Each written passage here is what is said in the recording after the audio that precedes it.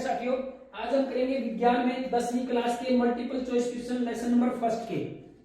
देखते हैं पहला क्वेश्चन क्या है। ये बोर्ड एग्जाम में जरूर आते हैं। ये एक सीरीज अभी बोर्ड एग्जाम के लिए चलाएंगे। अभी लेसन 1 है, सेकंड, थर्ड इस तरह से चलते रहेंगे, तो आप इस चैनल को सब्सक्राइब कर लेना। क्या है पहला question, why are oil and fat containing food items flushed with nitrogen. भाई ऑयल या फूड कंटेनिंग फूड आइटम है, यानी कि ऐसे आइटम फूड के, भोजन के, जिसके अंदर क्या है, ऑयल और फैट है, जैसे कि चिप्स हैं, नमकीन है, कुरकुरे हैं। इनके अंदर क्या डाला जाता है, नाइट्रोजन डाला जाता है। क्यों डाला जाता है? ताकि उसको ऑक्सीडेशन से बचाया जा सके, क्योंकि चिप्स के अंदर जो ऑयल होता है वह ऑयल ऑक्सीजन के साथ रिएक्शन करके रेंसिडिटी यानी कि रेंसिड हो जाता है। रेंसिड का मतलब होता है उसका जो स्मेल है या टेस्ट है वो क्या हो जाएगा, खराब हो जाएगा, बैड हो जाएगा। उससे बचाने के लिए क्या किया जाता है, उसको नाइट्रोजन डाला जाता है। तो इसलिए इसका आपका आंसर क्या हो जाएगा, B option, to prevent their oxidation. हम नाइट्रोजन को डालते हैं चिप्स या कुरकुरे की पैकेट के अंदर। अगला क्वेश्चन है कि सिल्वर ब्रोमाइड, उसको कैटालिस्ट के रूप में सनलाइट दिया जाएगा तो सिल्वर और ब्रोमीन में अलग हो जाएगा। क्या पूछा है इसमें, above mention reaction is used. इस रिएक्शन का कहां प्रयोग किया जाता है? पुराने समय में, आजकल तो नहीं है, पहले ब्लैक एंड व्हाइट फोटोग्राफी होती थी, वहां पर ये रिएक्शन होता था। उसके लिए एक घोल बनाया जाता था सिल्वर ब्रोमाइड का, उसके अंदर ब्लैक एंड व्हाइट फोटोग्राफी के लिए एक नेगेटिव आता था जो कैमरा में डलता था, उसको साफ करने के लिए इसमें इस रिएक्शन को किया जाता था और इसको सनलाइट में फिर लेके जाते थे। सिल्वर इससे चिपका रहता था और ब्रोमीन उड़ जाता था, किसके कारण, सनलाइट के कारण। तो आपका आंसर हो गया, ब्लैक एंड व्हाइट फोटोग्राफी में सिल्वर ब्रोमाइड, सनलाइट में सिल्वर और ब्रोमीन को अलग करने के लिए किया जाता था। उसके बाद अगला क्वेश्चन है कि which of the following is an exothermic reaction. इसमें से एक्सोथर्मिक रिएक्शन कौन सी है? एक्सोथर्मिक क्या होता है, जिसमें से एनर्जी के रूप में एनर्जी क्या रिलीज हो गई, एनर्जी रिलीज हो।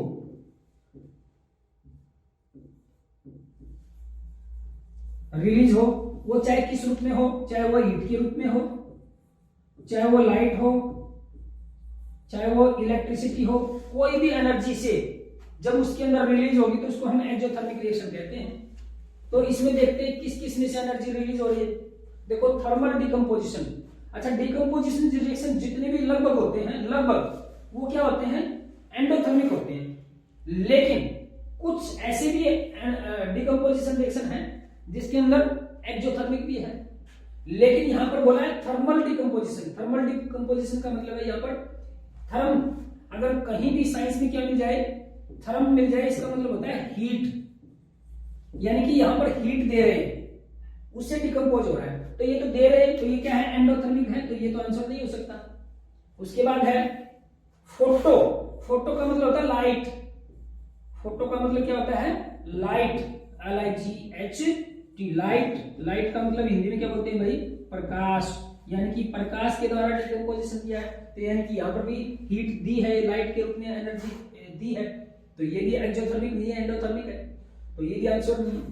उसके बाद है डिकम्पोजिशन ऑफ वेजिटेशन कंपोस्ट।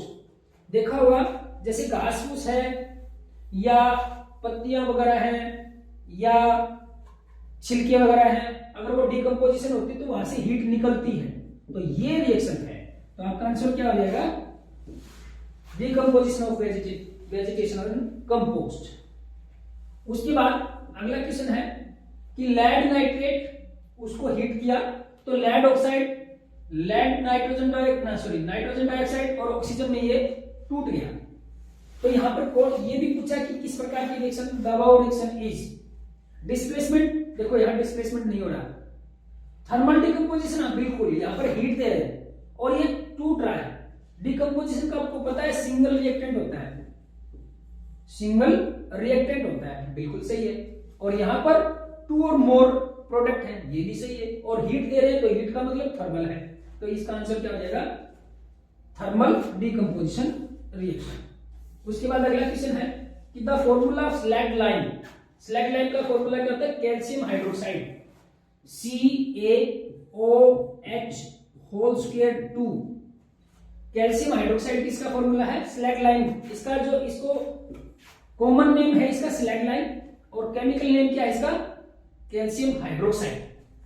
उसके बाद अगला क्वेश्चन है कि iron oxide plus aluminium, aluminium oxide plus iron, ये क्या है? Which of the substances reduce, इसमें रिड्यूस कौन हो रहा है? रिड्यूस का मतलब होता है जिसके अंदर से ऑक्सीजन हट जाए, उसी क्या कहते हैं? रिड्यूस कहते हैं। तो यहाँ रिड्यूस कौन आ रहा है?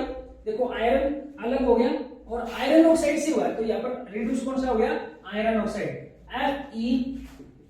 Fe2O3। ये क्या हो रहा है? रिड्यूस, यहां से ऑक्सीजन हट रहा है और ऑक्सीजन हट के आयरन अलग हो गया, तो हट किससे रहा है? रिड्यूस कौन आ रहा है? ये। तो आपका आंसर लिख रहा है आयरन ऑक्साइड, न कि आयरन।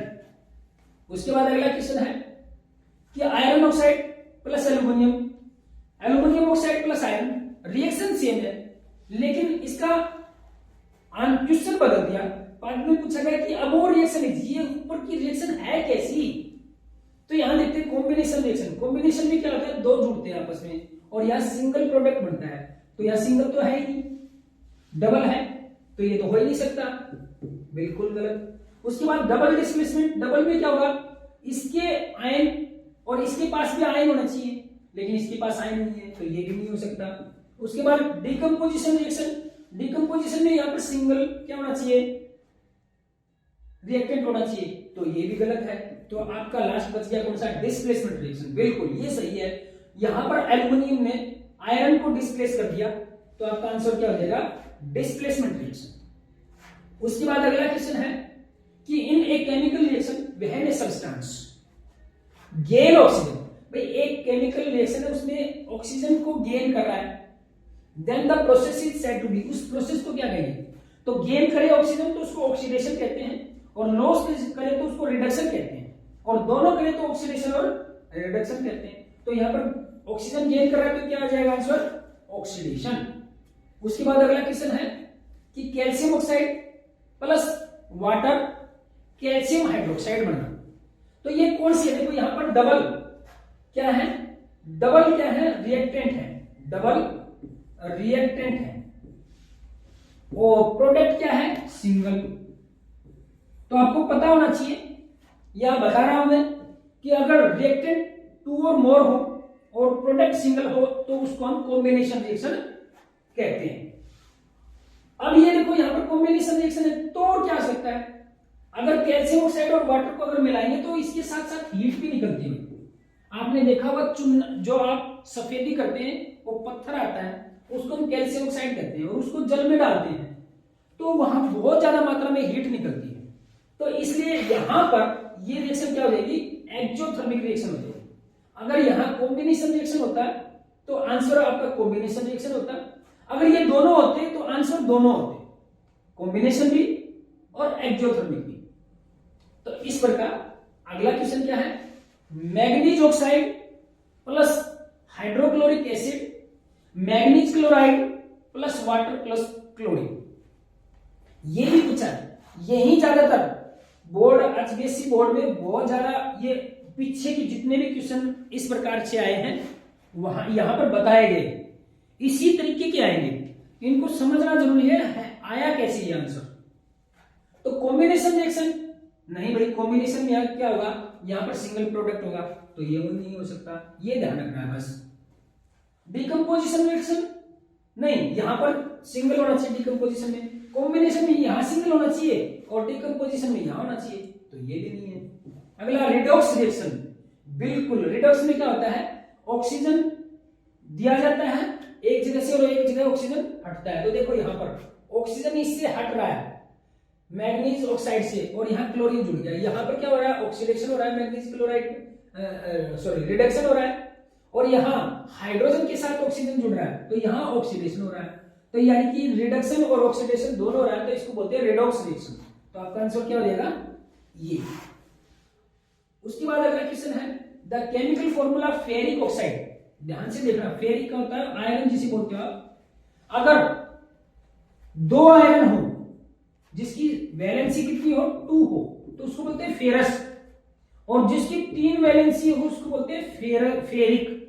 तो यहां पर 3 वाला, जैसे कि आयरन की वैलेंसी कितनी है, 3, अब ऑक्साइड का मतलब कितना होना चाहिए, 2, तो क्या फॉर्मूला बनेगा, Fe2O3। तो फेरिक ऑक्साइड का फॉर्मूला क्या हो जाएगा, Fe2O3। तो आपका आंसर क्या हो गया, डी।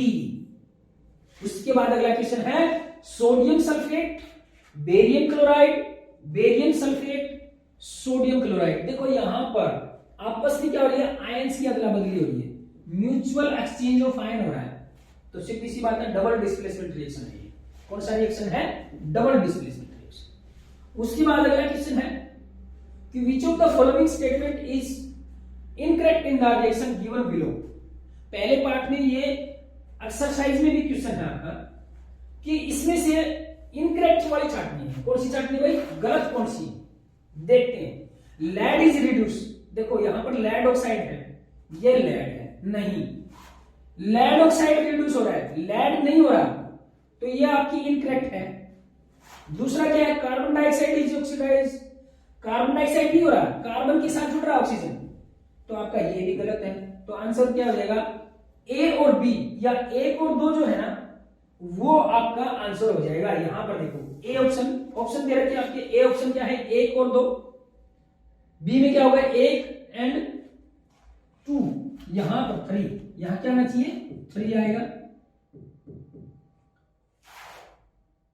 उसके बाद ये भी नहीं है, तो आंसर क्या हो जाएगा आपका, ए ऑप्शन हो जाएगा। 1 और 2 जो है वो गलत है, बाकी सही है। उसके बाद अगला क्वेश्चन है the chemical formula of zinc sulphate. Formula बनाने का एक वीडियो जरूर बनाऊंगा, फिर भी ध्यान से देखो क्या है भाई, जिंक सल्फेट का फॉर्मूला कैसे बनाएंगे, कैसे भाई, जिंक है, जिंक की वैलेंसी देखनी है, वैलेंसी याद होनी चाहिए, जिंक की वैलेंसी होती है 2, और इसको तिरछा लिख लो, ये तरीका है, ट्रिक है। और सल्फेट की वैलेंसी कितनी है, SO4 की भी 2, जिंक की होती है 2+ और सल्फेट की होती है 2-, 2 से 2 गया तो क्या बन जाएगा भाई, ZnSO4, जिंक सल्फेट। तो आपका आंसर क्या हो गया, बी ऑप्शन, ZnSO4। उसके बाद अगला क्वेश्चन है the combustion of coal is खालिस्तान रिएक्शन। कोल में क्या होता है, कोयला, और कोयले के अंदर होता है कार्बन, और कंबंशन में होता है दहन, जलाना, और जलाओगे कैसे, ऑक्सीजन के साथ, जो जब भी जलाते हैं तो ऑक्सीजन से जलता है, तो ये जब बनेगा तो क्या बन जाएगा, कार्बन डाइऑक्साइड। और आपको पता है कोयले को जलाने से हीट निकलती है, क्या निकलती है, हीट, तो प्लस आप लिख सकते हो हीट। अब ये देखो एक और बात भी है, यहां पर 2 डबल रिएक्टेंट है और सिंगल प्रोडक्ट है, तो इसको कॉम्बिनेशन रिएक्शन भी कह सकते हैं, और इसमें हीट निकल रही है तो एक्सोथर्मिक रिएक्शन। तो ये दोनों हैं, तो आपको लिख सकते हो both combination and exothermic reaction, दोनों हो रहा है। उसके बाद अगला क्वेश्चन है ए शाइनी ब्राउन कलर, भाई एक ब्राउन कलर का और चमकीला है, एलिमेंट एक्स, नाम नहीं बताया क्या है भाई, कोई एलिमेंट है एक्स है और वो शाइनी चमकीला है, ब्राउन कलर का है, भूरे रंग का है, बिकम ब्लैक ऑन हीटिंग, अगर उसको गर्म करेंगे ना तो वो काला पड़ जाएगा। मान लो ये एक्स है, गर्म करना का मतलब ऑक्सीजन से जोड़ दिया तो ये ब्लैक कलर का आया, यानी कि XO2 आएगा। अब ये कैसे आएगा भाई, अब ब्राउन कलर की ऐसी कोई भी मेटल हो तभी वो क्या बनेगा, ऑक्साइड बनता है। तो कॉपर जो होता है ना वो ब्राउन कलर का होता है, उसके साथ जब ऑक्सीजन जुड़ता है तो क्या बनता है भाई, कॉपर ऑक्साइड, CuO। कैसे बना कॉपर ऑक्साइड, फॉर्मूला कैसे बना, फॉर्मूला जरूर पता होना चाहिए। कॉपर की वैलेंसी 2 होती है और ऑक्सीजन की भी 2 है, 2 से 2 कट, तो क्या हो जाएगा, CuO।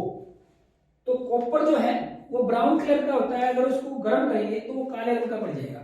आपने देखा होगा मोटर वगैरह बांधते हैं उसमें कॉपर की वायर होती है, तो जब वो जलती है यानी कि खराब हो गई हीट के कारण तो वो काले रंग का पड़ जाता है।